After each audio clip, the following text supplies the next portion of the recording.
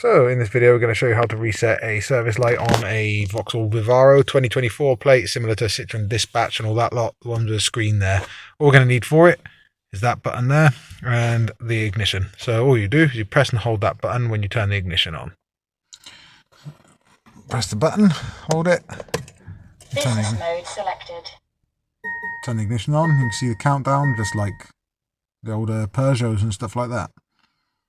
When I hit 0. There we are.